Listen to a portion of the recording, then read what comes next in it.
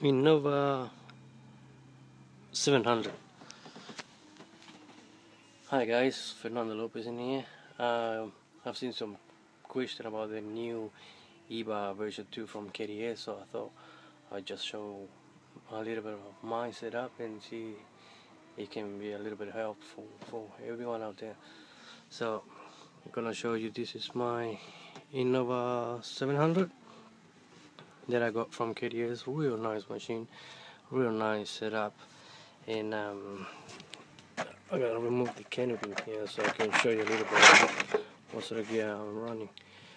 I'm running these beautiful servos, which are BL680 high voltage brushless. They are just awesome. I actually have had probably 3 or 4 crashes in this machine, and I haven't damaged them at all. Not even the servo arms.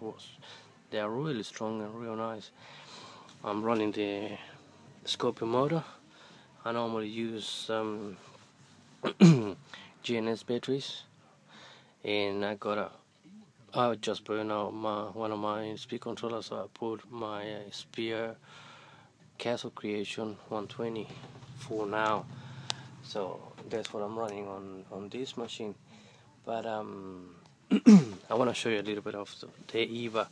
First of all, you want to make sure you plug your link connector for the monitor, so you can have a look at it there. I'm gonna turn my transmitter on. This on, and the way that I'm powering my receiver just straight from my battery. So I put my battery into the receiver and I let it go on. So there's spine and the show flicked in there. There's the one. So I'm powering up. You can see they're real nice servos, real fast, real powerful. And my screen should be on here. So got a little bit of this reflection. And at the beginning here we got the I'm moving a little bit too much monitor, file monitor. If you guys have the old version of the Ebar, it's pretty similar. It just got a few more extra features in there, which makes it a little bit more adjustable. You can set up gains, flyby fillings, and some other stuff, which is really good, really nice. So same as the other one, put the stick on midpoint and you should have everything on 0 here, all the values, which is pretty much close. Let's elevate on this one, 0. It might change a little bit, but that's pretty much on the same on the first menu. You get out of there and go into the second one, and you will have the mounting of your Ebar. On this case, the Ebar is sitting facing forward, so you just choose the front one. Remember, if you have your cables at the back and it's up, right up, all the letters are up, you just choose that one. In rotor directions, clockwise, swatch type always is HR 3, and the number 4, there's a new feature in there, which is RX device. So you can, if you want to change it if you want to use your Ebar as a receiver, as a few other different brands they are using it, you guys can do it too. You just go into there and change it into it's got a few options in there. I think JR, it's got normal with receiver, S-Bus, KDS, JR, and I'm just gonna leave it back in normal because that's how I'm using it. I haven't tried using it as a receiver yet, but I will, and as soon as I do, I might have another video to upload. We get out of there, and we go to the next setting, which is servos. So this one, your servo setup, you go into there, you choose what sort of servo you're using. On this case we're using those BL digital 680 nice ones. They are digital, so you can choose them in there. And servo 1, 2 and 3 and 4, you have the 1, 2 and 3, you have the option to reverse them to suit them all of the movement on your servos and make them work all into the right direction. The next ones, you got another 3 more options in there. That's kind of like a subtrim. So there's the servo on your midpoint, and you adjust them so you can find the nice and spot on the midpoint. And remember, when you put it in here, your servos, your back one in here, the elevator one, is always going to be the number 1. So that's going to be your number 1. Number 2 servo is going to be your left servo, and number 3 is going to be your right servo, which is this one. So you got the front of the helicopter, you got your front in here, that's your right, and that's your left. That's your number 1, 2 and 3. And number 4 is always going to be your rudder, so which is that one. In this case I'm running a regulator because it's not a high voltage servo. I might put one on my next machine because it makes it a lot easier running high voltage. In this case I'm using one of those MKS tail servo, and I have to drop the voltage down to 5.1 using a regulator. So that's what I'm using in that menu. So we get out of here and we go into this next menu, which is controls. In here you control collective direction. That one is gonna be the movement of your collective. So if you go up and it's going the opposite, you just reverse it in there. In this case it's going right. There's positive pitch, down, negative pitch. So if you find this the wrong one, you just reverse that one. Next one down, I got 93%, and it's gonna be your pitch. So you just adjust it to how much pitch you want. In this case I'm running only 12 degrees. So and this 93% work out to 12 degrees. Next one down is 0. As soon as you flick it down into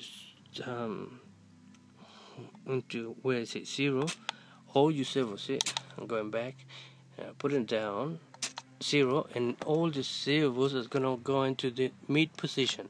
So this menu you can use it for setting up your midpoint.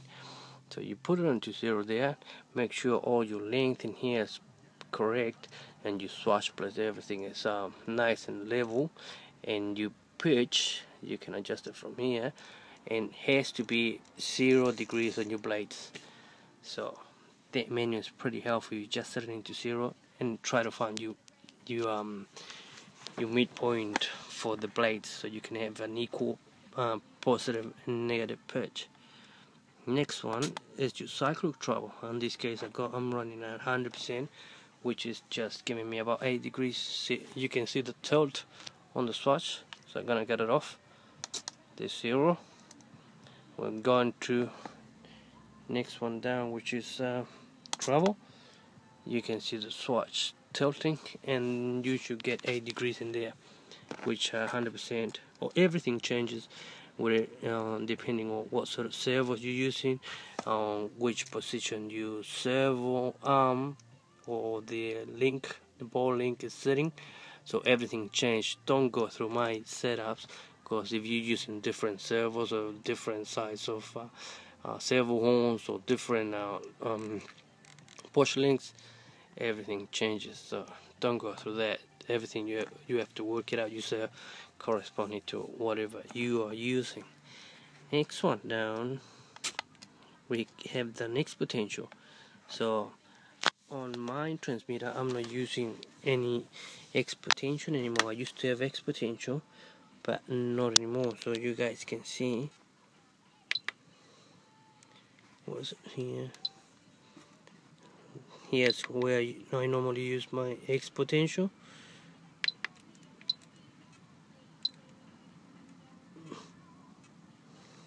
And I don't have any. Oh, I don't know what happened there. Might be. So I don't have any X potential. Sorry.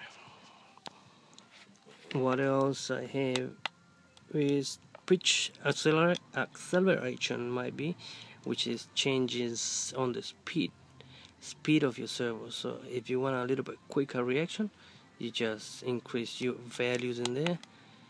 In number 7 we got the flyby fill.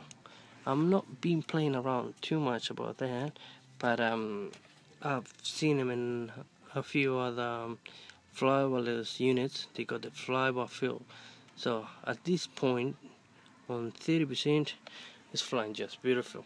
Well, sorry, my flight pretty aggressive and agile, so that's what I like, and I keep it in there. NC area, back in there. We're going exit there again. Fly mode. It's gonna show you a little bit of you got 3 options in there. First one is going to be precise for beginners, which is going to make the helicopter very stable and smooth, and not as agile and aggressive for 3D. So if you are a beginner, you set it to precise. If you next one intermediate, because it's got 3, next one's going to be medium, which is if you do a little bit of sport, couple of loops and rolls, and just a normal flight and just beginning a little bit of 3D, you can set it up as medium. And if you, on my case, I'm setting the last one, which is vivid. It's a little bit more aggressive and a little bit more agile, and they're rolling and faster TikToks and all that. And so I keep it in there. The gain obviously has a tail gain, and all those gains that you guys are using is for the wobble. If the helicopter start wobbling, you just reduce your gain in there. If you do a little bit of 3D, and by the time that you coming back to the 0 and making the helicopter stable, and the helicopter start wobbling a little bit, or just and feel a little bit funny, you just reduce that in there. If you feel the helicopter's a little bit sluggish, a little bit lazy, and it's not locking up properly on the cyclic, you just pump that thing on up.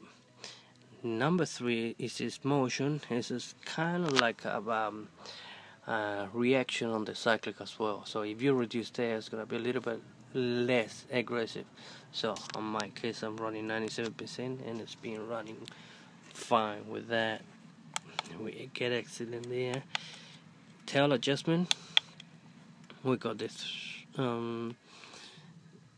servo frequency, the servo reverse, and the servo travel, which you guys, if you have seen them before on the other one, and you just set up those values in there, 43 and 62, depending on your tail adjustment, how much throw you wanna.